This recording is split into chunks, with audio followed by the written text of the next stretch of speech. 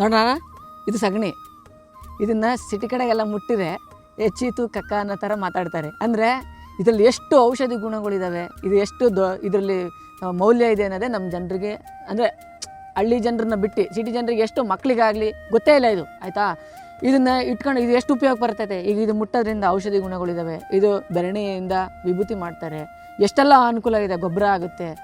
ಅಂದರೆ ಹಿರಿಯರು ಹೇಳ್ಬಿಟ್ಟಿದ್ದಾರೆ, ಇಟ್ಟರೆ ಸಗಣಿ ಅದೇ, ತಟ್ಟಿದರೆ ಕುರುಳಾದೆ, ಸುಟ್ಟರೆ ನೊಸಳಿಗೆ ವಿಭೂತಿ ಅದೇ ಅಂತ ಎಲ್ಲ ಹೇಳ್ತಾರಲ್ವ. ಹಂಗೆ ಇದನ್ನು ಬಳಸ್ಕೊಳ್ಳೋದ್ರ ಮೇಲೆ ಇರುತ್ತೆ ಇದು ಏನಕ್ಕೆ ಬಳಕೆ ಆಗುತ್ತೆ ಅಂತ. ಇದು ಪ್ರಕೃತಿನಲ್ಲಿ ನಮಗೆಲ್ಲ ಸಿಗುತ್ತೆ, ಅದನ್ನು ಬಳಸ್ಕೊಳ್ಳೋ ರೀತಿ ನಮಗೆ ಗೊತ್ತಿರಲ್ಲ. ಇವಾಗ ಆಡಂಬರದ ಬದುಕಿನಲ್ಲಿ ಆಧುನಿಕತೆ ಬೆಳೀತಾ ಇದ್ದಾಗೆ ನಾವು ಇದನ್ನು ನೋಡ್ತಾ ಹಿಂದಿನ ಜೀವನ ಶೈಲಿಗೆ ನಾವು ಬರಬೇಕಾಗ್ತದೆ.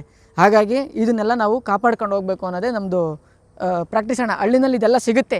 ಎಷ್ಟೋ ಹಳ್ಳಿಗಳಲ್ಲಿ ಕೂತ್ಕೊಂಡು ಇವತ್ತು ಈ ವಿಡಿಯೋ ನೋಡ್ತಾ ಇದ್ದೀರಾ. ದಯವಿಟ್ಟು ನೋಡಿದರೆಲ್ಲ, ಅಂದರೆ ಹಳ್ಳಿ ಪ್ರತಿಭೆಗಳು ಮುಂದಕ್ಕೆ ಬರಬೇಕು ಅಂದರೆ ನಿಮ್ಮೆಲ್ಲರ ಪ್ರೋತ್ಸಾಹ ಭಾಳ ಮುಖ್ಯ ಆಗ್ತದೆ. ಎಲ್ಲರೂ ಇದನ್ನು ಶೇರ್ ಮಾಡಿ ಪ್ರೋತ್ಸಾಹ ಮಾಡಬೇಕು ಅಂತೇಳಿ ಕೇಳ್ತೀನಿ.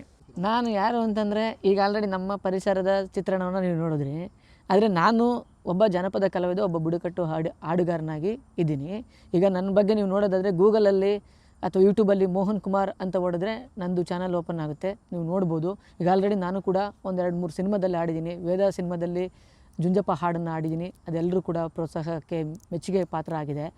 ಮ್ಯಾಂಗೋ ಪಚ್ಚ ಅಂತ ಸಿನಿಮಾದಲ್ಲಿ ಆಡಿದ್ದೀನಿ, ಕೋಳಿ ಹೆಸರು ಅಂತ ಒಂದು ಸಿನಿಮಾದಲ್ಲಿ ಆಡಿದ್ದೀನಿ, ಅಂತರ್ಜಲ ಸಿನಿಮಾದಲ್ಲಿ ಆಡಿದ್ದೀನಿ, ಸ್ವಪ್ನ ಮಂಟಪ ಅಂತ ಒಂದು ಸಿನಿಮಾದಲ್ಲಿ ಆಡಿದ್ದೀನಿ.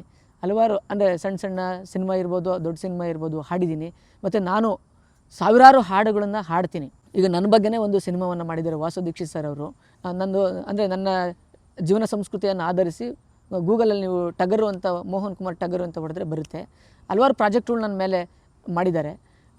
ಸಾವಿರಾರು ಹಾಡುಗಳನ್ನ ನಾನು ಸಂಗ್ರಹ ಮಾಡಿ ಆಡಿದ್ದೀನಿ. ಅದನ್ನು ನೀವು ಗೂಗಲಲ್ಲಿ ನೀವು ಕೂಡ ನೋಡ್ಬೋದು. ಅಂದರೆ ನಮ್ಮ ಹಳ್ಳಿ ಬದುಕನ್ನು ಅಲ್ಲಿ ತುಂಬ ಸ್ಪೆಷಲ್ಲಾಗಿ ತರಬೇಕು ಅಂದರೆ ಬಿಗ್ ಬಾಸ್ ಮನೆಯಲ್ಲಿ ಒಂದು ವಾತಾವರಣ ಕ್ರಿಯೇಟ್ ಆದರೆ ಅಲ್ಲಿ ನಾನು ಮಾಡ್ಬೋದು ಇವನ್ನೆಲ್ಲನೂ ಕೂಡ ಅನ್ನೋದು ನನ್ನ ಅಭಿಲಾಷೆ.